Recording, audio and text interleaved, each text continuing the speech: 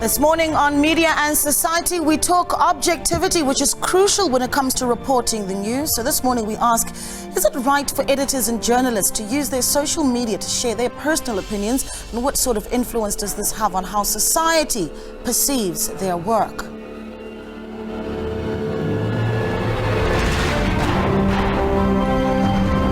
Hello and welcome to Media and Society. I am your host, Naledi Moleo. Of course, this is the show where we look at the intersection between the media and society. And of course, the show is not complete without your input, so feel free to give us a call over the next hour. The number is 011-714-0661 or 0662, and you can also tweet us using the hashtag SABC Media Society or use the handle at SABC_MNS.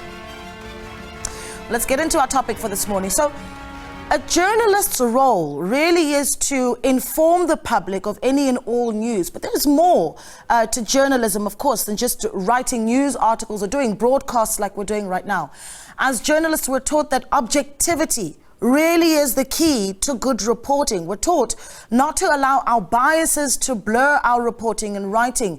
And while this is a mandatory prerequisite for a credible journalist, we have seen a number of times in the news where editors and journalists have gone beyond this code by voicing their opinions, either on the respective word platforms or on social media. So in today's show, we discuss practicing objective journalism, but also when is it okay for journalists to share their opinions? To unpack this, we are joined in studio, in fact via Zoom now, by William Bird from Media Monitoring Africa. William, a good morning to you. Joining us in studio is Tebogo Ditshego, who is a media analyst and also CEO of Ditshego Media. Tebogo, thank you so much for joining us. A good morning to you. Also in studio is one of our very own colleagues, SABC broadcast journalist Aldrin St-Pierre, and Dr. Penola Govender, and of course a senior research fellow at the Johannesburg Institute for Advanced Studies and senior lecturer at Wits University. She joins us now. Doctor, good morning, and thank you so much for joining us. Thank you. So we went out to the streets, though, to speak to particularly young journalists to find out what they have to say about this. In fact, some of them Penola's very own students who shared their views about whether or not it is okay for journalists to share their opinion. When is it okay for them to do so? Let's hear what the future of journalism had to say about that. News plays a very vital role in how we consume information. It is how we educate ourselves, but also have a better view of the world around us. With that being said, journalists play quite a critical role in ensuring that these news are disseminated. But sometimes the wires are crossed, where we've seen in the recent news, many journalists are quite opinionated in their ideas and ideologies. But today we ask, when is it okay for editors to voice out their opinions without seeming subjective? So with me right now, I'm standing with some vet students who are studying media studies to just have a better understanding on how they view objectivity in the media space. So let me start with you. What would you say makes a good and credible journalist? I think a lot of it has to do with keeping things fact-based and going on real-life accounts. When a lot of bias comes in, then it skews the news perspective. I think with the credibility of news perspectives is keeping your views and the way they perceive events consistent instead of fluctuating between different stances throughout their different takes on issues that take place. Mm-hmm. All right, and then I'll come to you. Can a journalist report and give, an objective opinion? Is it possible for journalists to report in that way? And how important is objectivity? I think that anybody has opinions, and journalists are humans, but you have to be measured in how you voice your own opinions. So if you feel very strongly about something, you can add a measure of your own emotionality into it, but you have to keep yourself on the straight and narrow, keep yourself objective, because if you don't, you can definitely sway public opinion to your side, and that might not necessarily be the correct opinion. So we've recently seen, quite a number of journalists in the media space being very, opinionated with their views. But maybe the next question is objectivity actually possible? In my opinion, I don't think it is. In an ideal world, it would be, but realistically speaking, it's not.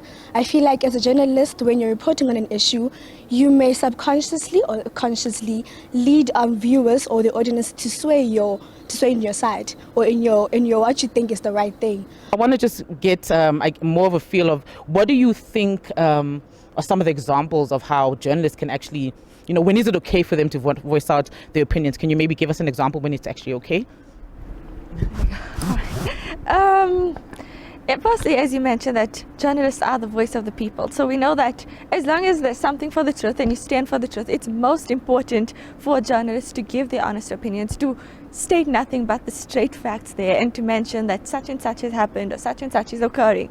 Like if we look, for example, at Fees Must Fall or the recent protests that happened on campus, a lot of the stuff that we saw in media, it was blown out of proportion, where even on like WhatsApp groups and whatever, people were just sending out messages of such and such is happening, driving people to fear and causing anxiety to skyrocket, when in actual fact, had the facts been stated properly or had honest journalism been presented, there's no need for such and such to occur.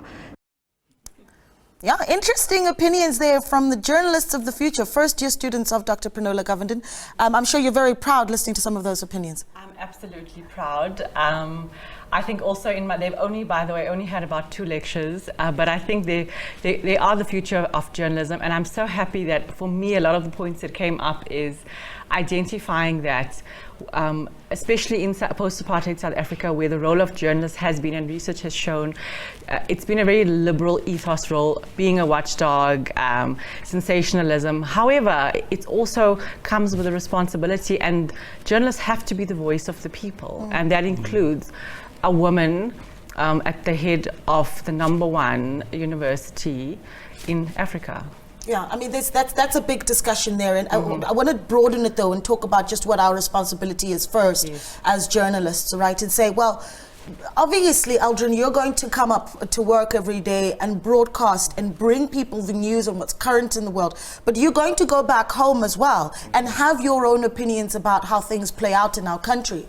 Where do you start to separate that? Where's the line for you? I like the point that was raised by one of the students there about journalists are human beings.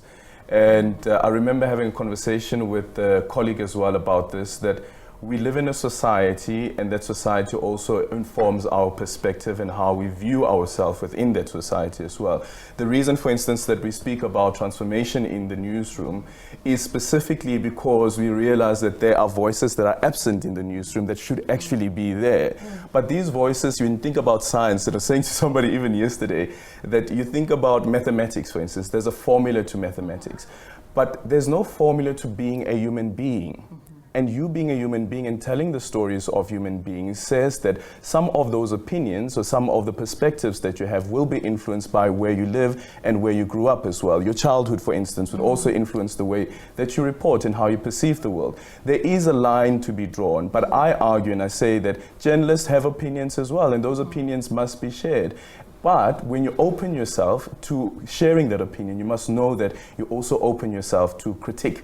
And that's where we had this whole conversation about that professor as well. Yeah. I know that you've got a bird's eye view really on what the media does, and you interact with media platforms across the board of different mediums. Are you noticing that there is somewhat of a rise in the more opinionated voice of the journalist? And I'm not talking about the op-ed, right? I'm talking about, are we seeing more and more journalists saying, well, this is what I think about what's really going on here? Yeah, I think that's always been in the architecture of journalism. So you are seeing a lot of journalists that are expressing their opinions with regards to different issues. But I think the issue would be, do you express it with integrity? So is your expression, a representation of good journalistic ethics? And I think we need to look at things in a broader manner, because as a journalist, what you do does not just affect you and your own credibility or that of your publication. It actually affects the entire industry. You know, so you have to work within the ethics of the Press Council. But I think we need to also look at the architecture of journalism. You know, I see it as almost like a pyramid, where at the top is the agenda, which is very important. So you have the agenda, you have the mechanics, and then you have the perspectives. So that's how I view journalism. And I think the problem that we're having, you know, in terms of the loss of confidence that we see in the Eldman's report, in terms of the confidence in the media, is that the agenda is not necessarily representative, and also the agenda is highly polarizing. So you're seeing that they're following what a lot of politicians are doing to polarize to gain support, and then they report in terms of the extremes of the polar opposite of where they are standing. So I think we need to have a conversation around the agenda. How is it set? Who is funding this agenda? And how can we democratize the agenda in a way that is more representative of society at large? Yeah, you're touching on something that I think is a difficult conversation for journalists to have, but you certainly see South Africans talking about it quite a lot, right? About whose agenda is what, right? I mean, how do we then, as a media industry, then tackle that more directly and say, well, now let's have a direct conversation about agendas in the newsrooms? So as Aldrin has said, you know, we're trying to transform the media landscape. You are a human being first. You know, but I think we've reached a point where we dehumanize people who hold different opinions. And in that Eldman's report, you know, in terms of the trust in the media, you are now seeing society trusting business more than the media.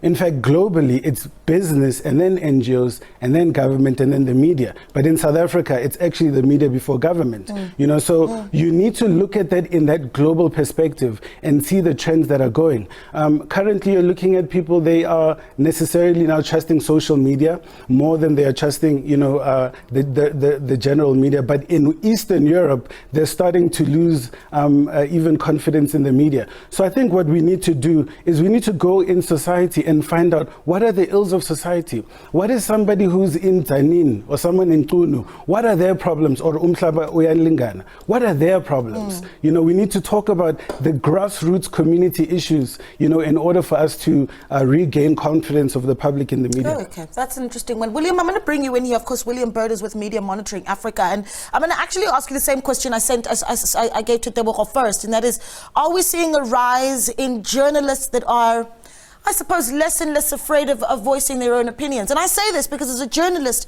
I have done it too. Well, I think that we need to distinguish between producing news and journalism and then putting in opinions.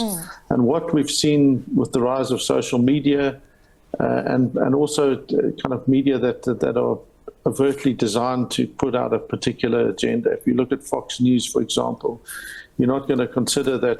It's very hard, in fact, to distinguish when they're doing something that they consider to be opinion and comment versus something that's actually news. And in fact, to the extent that they call themselves news, that's probably as far as you would want to go in calling them news. I don't think that you would want to call them news, as opposed to an entity like the SABC, which is the public broadcaster, which cannot have its journalists taking political views and siding in any particular direction. So to that extent, you have to then say, how do you delineate what journalists are and how they are on their digital media, understanding that many of them have independent, strong brands of their own, but they have to guard that very carefully. They can't be going around and throwing out views and opinions on things willy-nilly, because it undermines their credibility and then undermines the way that they report on things. So I think we're all clear that we're expecting, no one expects journalists and editors not to have a view or an opinion, but it depends on where and how that gets expressed, right? And when you get to an editor, then it's a different kettle of fish altogether, as opposed to a journalist, right? Because an editor, by definition, their view is there to editorialize. They're there to bring things together, to synthesize, to highlight key issues that they think the public should be aware of, for example, as opposed to a journalist, as opposed to someone like Aldrin, who has to steer the conversation, listen to people every day on the radio and make sure that they keep that news there, that they understand, and that He's then there to act as an interlocutor as opposed to help people go, well, we're moving from this story, we're understanding about the shutdown, for example, and why am I introducing this new voice to the shutdown?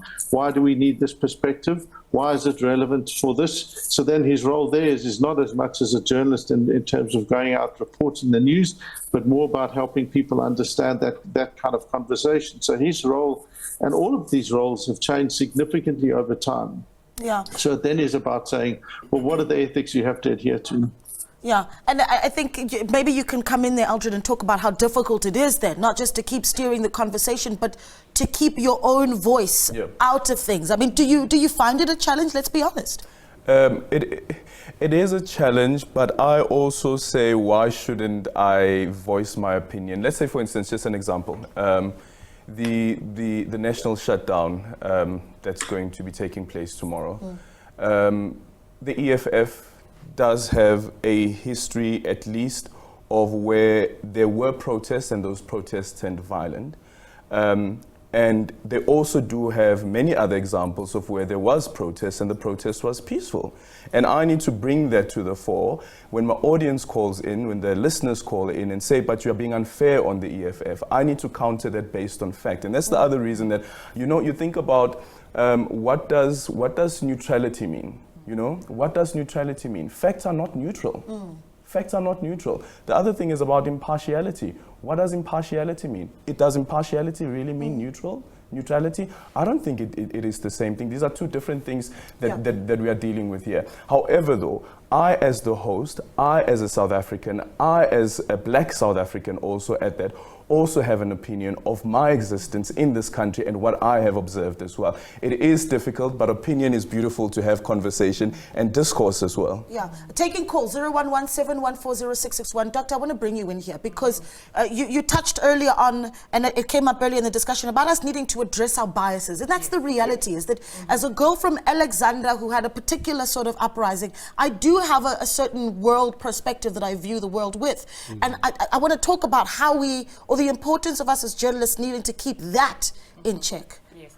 I also just want to bring about our history in South Africa. We come from a post-colonial and we're living in a neo-colonial and post-apartheid society. And Aldrin and Teboko brought up transformation. And there's actually been a bit of a debate in scholarship that hasn't really picked up in the last 15 years, looking at and arguing that we need a new role for journalists in South Africa, because journalists on an everyday basis, they're encountering poverty, inequality, HIV. So we need a transformation role. And for me, I think positionality and privilege comes into play.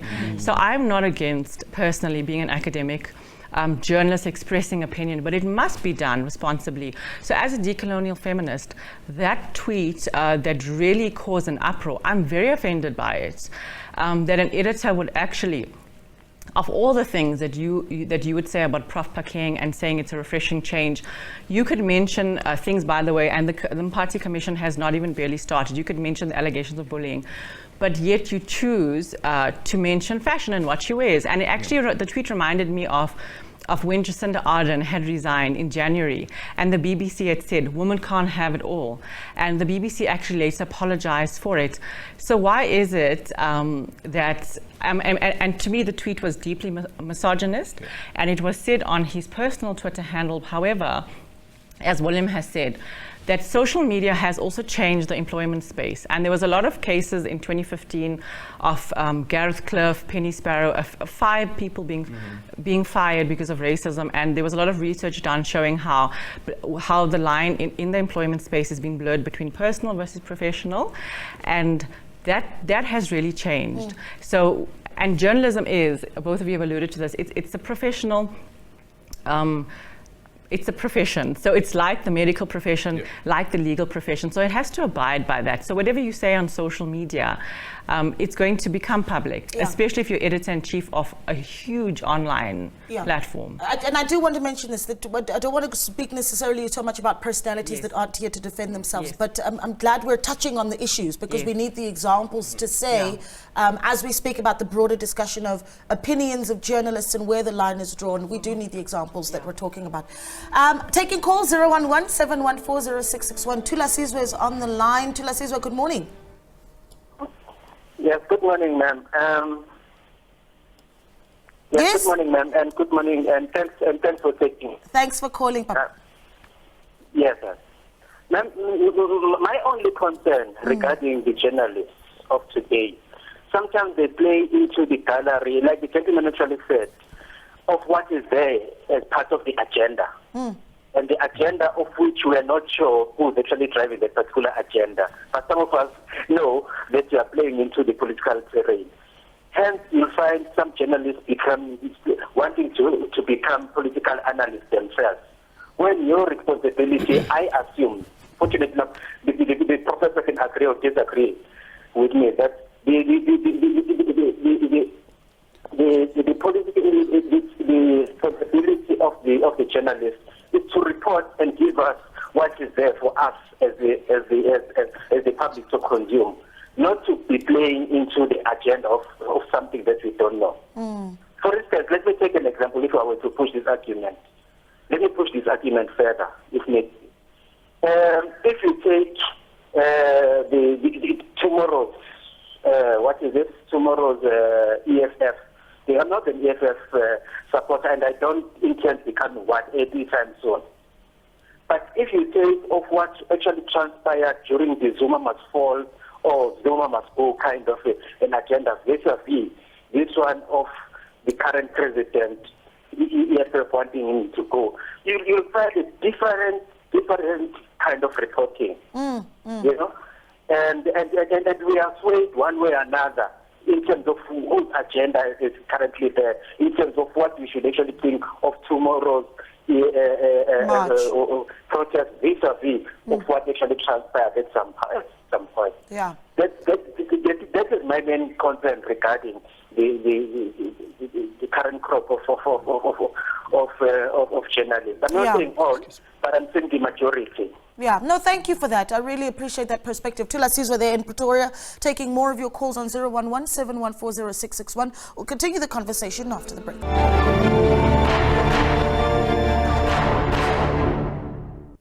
Welcome back to Media and Society with myself, Naledi Moleo, while we continue our conversation about whether it's all right for editors and journalists to post their personal opinions about topics, be it on their work platforms. And now we're going to get into what they do with their social media. Obviously, objectivity crucial to journalism as it aims to help the audience make up their own mind about a story, providing the facts alone and then letting audiences interpret them for themselves. So we continue our conversation with my guests. We're joined via Zoom by William Bird from Media Monitoring Africa, Tebogo Ditego of Ditego Media, Aldrin St-Pierre, our very own SABC broadcast journalist here, and Dr. Penola Govender, who is a fellow and senior lecturer at Wits University. So we're also taking your call, 011-714-0661. Herman on the line. Herman, good morning to you. Thanks for calling in. Good morning. Yes, what are your thoughts? I'm Peter Cook. I'm the son of Professor Johan Cook from Stellenbosch University. I'm phoning in context of the topic that you are currently debating on national media. Yes. Should journalists give their opinions? I think journalists should stay objective. They should not give their personal opinions. If you look at the basic education which they have received on university level before they became influential mass media people, this is a taboo. And secondly, I would like to state just for the record, I have phoned in previously onto Media and Society's program, and this was concerning my royalty family, the Pretorius family, and they should have more prominent media coverage, not the journalists' personal opinions. Okay. Herman, thank you so much for calling. We appreciate it. We just want to stick to the discussion, which is around the role of journalists in staying objective and you know where the line is, where they share their opinions. We're taking more calls. 011-714-0661. Can we start talking about what happens on our social media as journalists, right? William, can I bring you in here? I want to start with you, and then we'll bring it down the line again.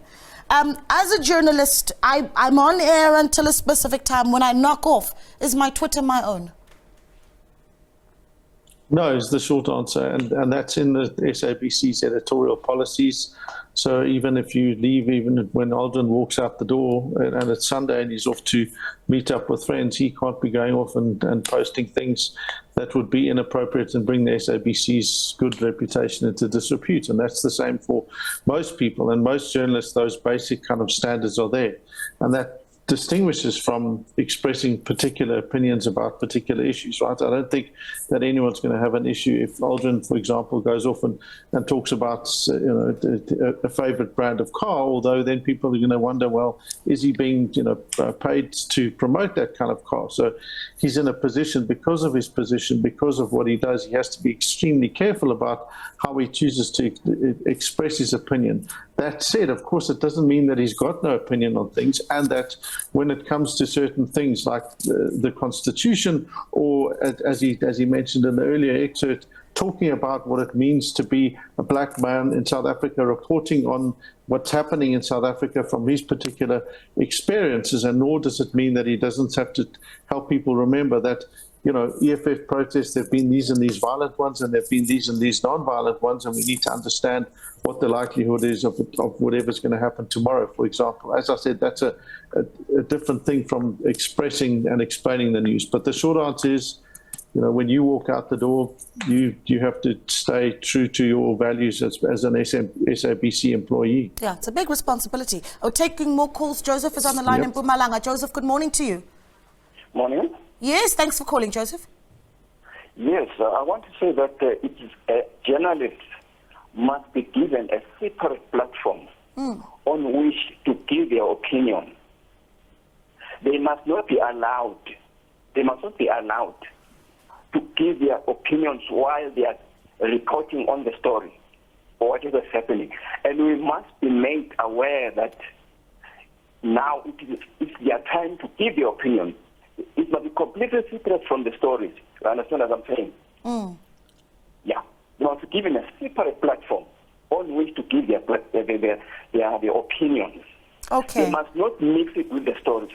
I don't know the thing is, and this is where it gets interesting, Joseph, is where does that platform exist? And just before you called in, but I'm going to let you go. Thank you so much for calling in. Where does that platform exist, Aldrin? I mean, you hear William essentially saying, no, your Twitter's not your own when you knock off here. Yeah. The interesting thing is what's happening with the BBC as well. I think is it Gary, with the story around Gary and what he tweeted. And the BBC decided to suspend him. Because of an opinion that he has expressed, and that is likening the UK government's policy on immigration to the German Nazis, right?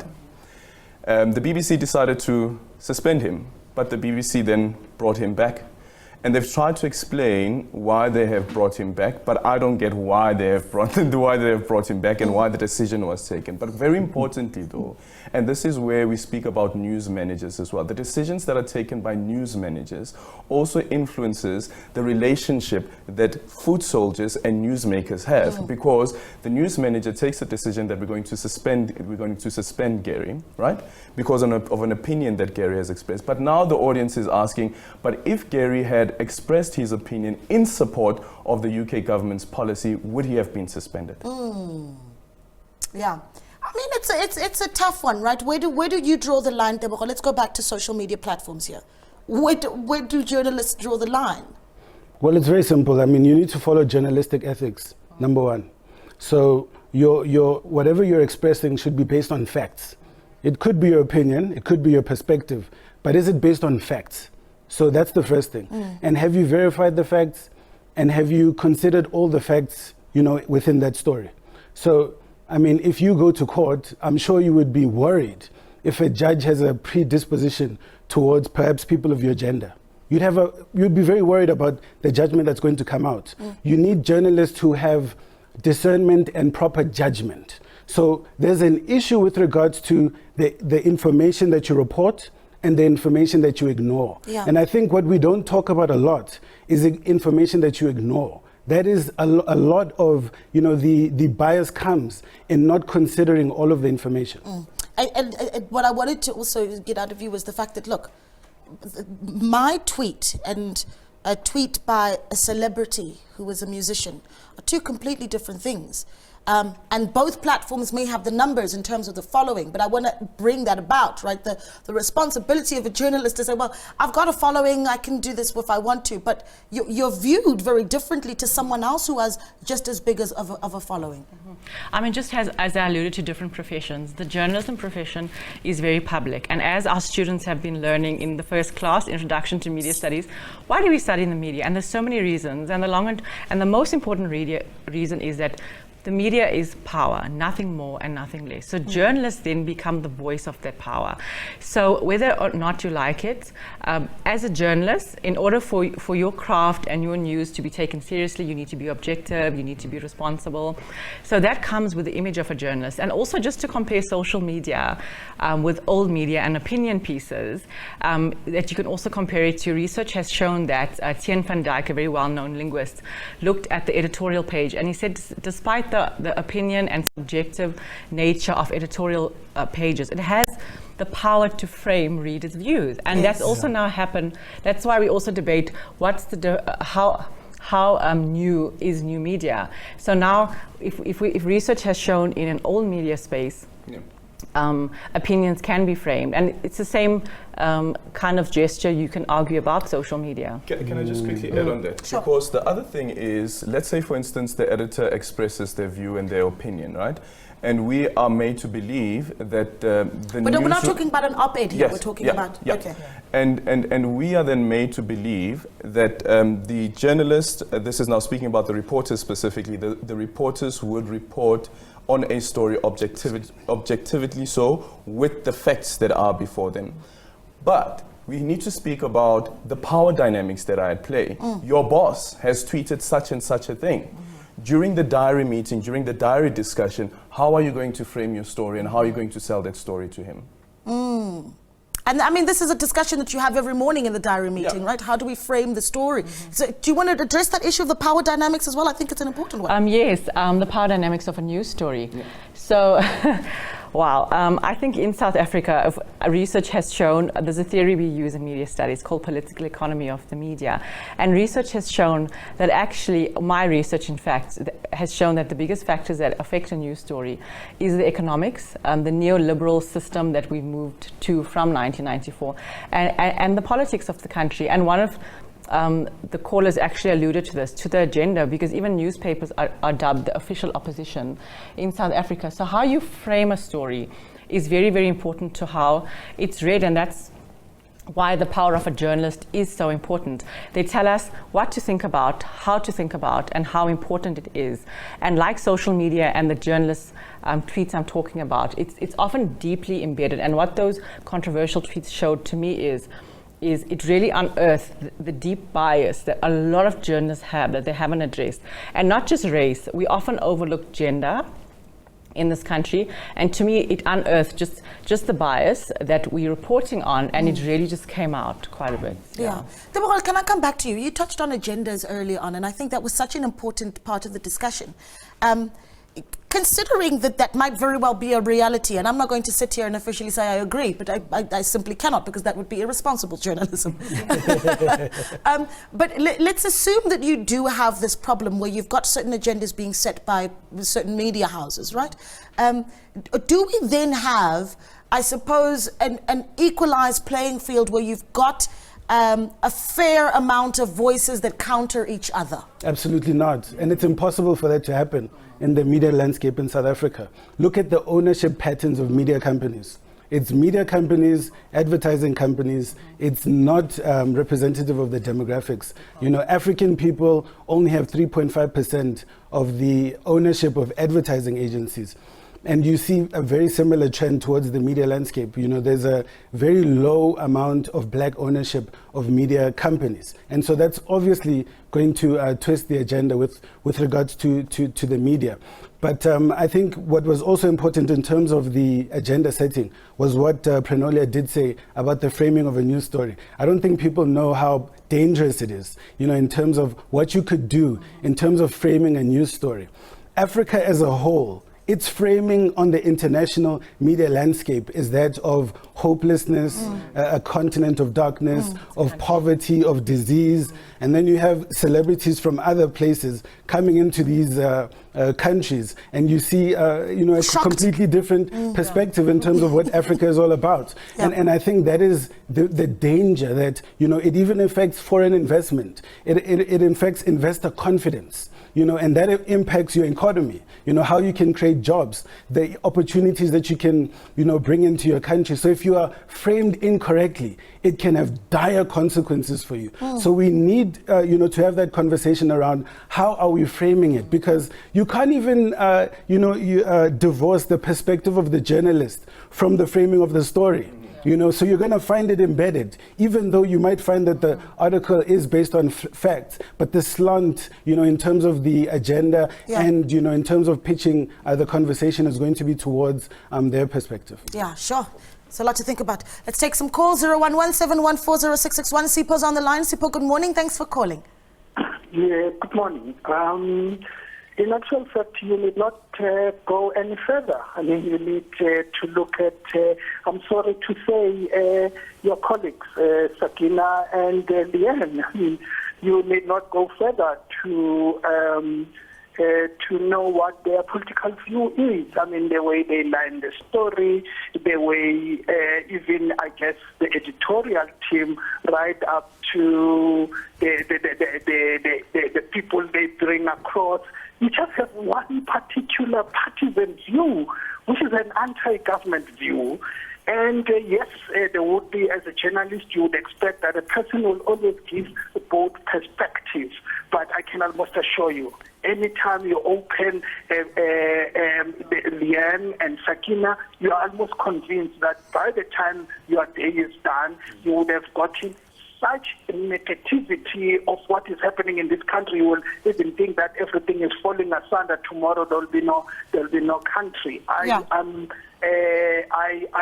just think that they need to know that when you report the story, you are not the story. We do not want to hear your own particular partisan view of things.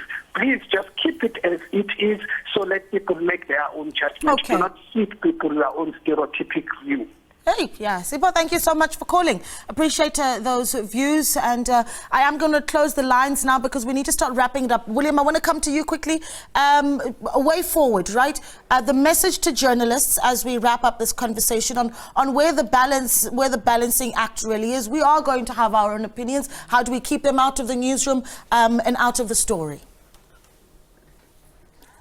You know, Dr. Govender referred to media as power, and that's the critical issue. And then we moved on to framing, which is, you know, an entirely apt way of understanding this. The key thing is, if you look at our media, as we've done for the last 30 years, you see that actually the agenda isn't set by the news media themselves. Overwhelmingly, it's set by those that have power, particularly political power. So our news agenda currently is set, and it's about the shutdown tomorrow. It's not about the people that are living in impoverished areas. It's not about the water crisis in Buffalo City. It's not about any number of things that it could and possibly should be about, you know. But the key thing is for what we have to do is for media to be more clear about what agenda they're pursuing and on the basis and the principles on which they're pursuing it. It's why you need diverse media. It's why you need a public broadcaster that has got a very different setup, funding model, and mandate to an entity that is a private entity, to a community station, to a community newspaper, or to one of the other bigger commercial media groups. So the key, I think, is for people to be clear about what principles they are reporting on and why they are doing that. Yeah, William Bird from Media Monitoring Africa. Tebogo, you wanted to step in and also respond to Sizwe, but perhaps a closing thoughts from you. Yeah, so what Sipho spoke about, reporting as if everything is doom and gloom, it's not actually reality. Reality is not doom and gloom. If you even look at the Eldman's barometer, when you compare South Africa to the United States, ask any family, do you believe you'll be in a better position in the next 5 years? 66% of South Africans say yes. It's in the 40s in the United States. And number one in the world is Kenya. Number two is Nigeria in terms of what they think of their future 5 years. So they believe, that there will be positive outcomes in the future. So we need to look into that, we need to have, a greater plurality in terms of how we express ourselves within the media. But I think the last thing would be within that barometer, you saw that business leadership in society is now a crucial issue. And that is something that we need to look into. Business needs to start to support, journalists to report and provide them with resources for them to be able to represent society. What are you saying to your students?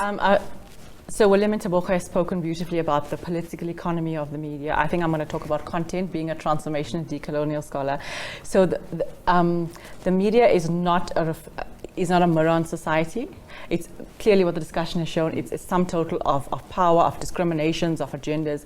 What it should become, and a definition of successful transformation that we've adopted as scholars is it should become a reflection of the society in which it operates. So for me, that's intersectionalities, that's diversities, not only in terms of race, gender, sexual orientation, class, socioeconomic status. So that's all I ask is report on issues, but do it by checking your privilege and your positionality and going forward. Yeah, Aldrin, as I close off with you, are you feeling the pressure to keep walking that tightrope? Always, and we love it, but my closing remarks is, so we have framed the role of media as being a watchdog. I think that's very dangerous because it then puts pressure on journalists to solely report on illegality.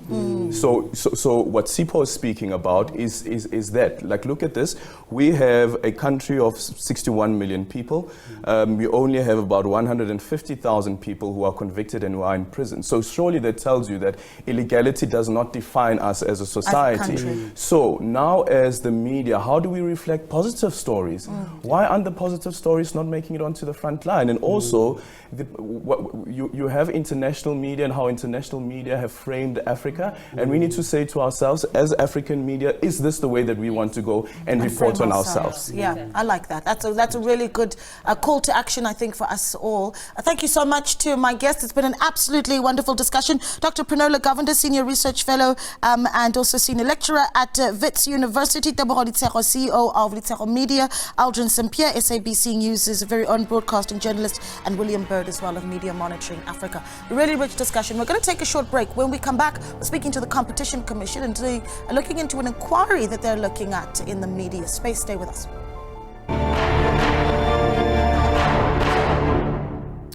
Welcome back to Media and Society. So the Competition Commission has announced a draft plan to investigate how digital platforms distribute media content in South Africa. Now, they believe that there may be features of digital platforms that restrict competition and have negative effects on the news media sector. Now, the inquiry will focus on how news media businesses interact with digital platforms such as search engines and social media, and how these platforms impact their ability to create, display and make money from the news content online. But to tell us a little bit more about this inquiry, we are joined by Chief Economist at the Competition Commission, James Hodge. James, a good morning to you. Thank you so much for giving us your time. We really appreciate it. Thank you very much. I'm thrilled to be here. It is quite a bit of a technical explanation of what it is that the Competition Commission is looking into exactly. But how do you try and, bring it down for us as South Africans to understand in layman terms what it is exactly that the Competition Commission is looking into? Yeah, you're right. This can get very technical very quickly, but let me try and make it simple. I think people have now started consuming news mainly through digital media, their phones and through tablets and other other means rather than print. So all the old revenue streams of your news media, your print advertising, your classifieds have largely disappeared. And now they're reliant on advertising generated on digital platforms like search and social media. And the question is, because those are highly concentrated sectors, you've got just a handful of players that control much of the consumer views, and they can shape them as well. What we found, not what has been found globally, is that often that can starve the news media of funding and advertising funding. And that can lead to an underfunding of the news industry, which is a problem for society. As you've just been discussing around social media and the impact of the media. But an underfunded media means you don't get in-depth journalism, you don't get necessarily the diversity of voices because only a few big news platforms come to the top. And so really it's an investigation to see how the digital platforms in their distribution affect the funding of the news media in South Africa. Yeah, what brought this on for the Competition Commission? Well, as I said, globally, there's been a lot of movement by many competition authorities in this area, and we've seen resolution. You may recall in Australia a few years ago, there was a sort of standoff between Facebook and the Australian Competition Authority. Where they threatened to pull news from their platform altogether. And that was ultimately resolved with legislation and some funding to the news media. Okay. But that has happened predominantly in developed countries. There hasn't been action in developing countries, and we need to understand what's going on in our own country. And we also have different priorities to those. I mean, again, listening to your earlier guests, that diversity of voices, ensuring more Black-owned media companies can get funded and can get visibility on these platforms is important, because it's also that the platforms shape which news source filters to the top, which that consumers may click on. And so we do need to understand this properly in order to determine whether there are things that are concerning and need to be fixed. Yeah, I mean, it's very, very interesting. And I know that you're open to written submissions at this point. Yes, so what we've done is released Friday a draft terms of reference, and we've included some innovative things like, now we're seeing artificial intelligence being integrated into search platforms and social media. That may be a new dimension that hasn't been looked at even globally. And we'd like to get the views of the news media, of the public, of businesses that fund news media, and of course the platforms themselves, so that we can shape the final terms of reference and then launch the inquiry. Yeah, and so what are the timeframes that we're looking for, and who specifically are you looking for written submissions from, James? So this is just shaping the scope of the inquiry, and that is quite important up front. So we are looking for submissions from really primarily, I think, the news media in South Africa, broadcasters as well as the print media, and also I think, media studies and academics as well that have looked at this, and then of course the digital platforms as well. But of course we're open to any submissions from the public, other agencies and government, so anyone, but we're looking for submissions by the 20th of April. Okay. And then after that, we'll look at the submissions, finalize the terms of reference, and then launch the inquiry. All right, and where do we send them to, just quickly, James, before I let you go? So there is an email address. It's mdpmi@compcom.coza. But you can go to our website, which you can just search for, and there'll be a press release there, and you can find out more in detail. All right. We really appreciate the chat, James. Thank you so much, and we look forward to seeing the work of the inquiry.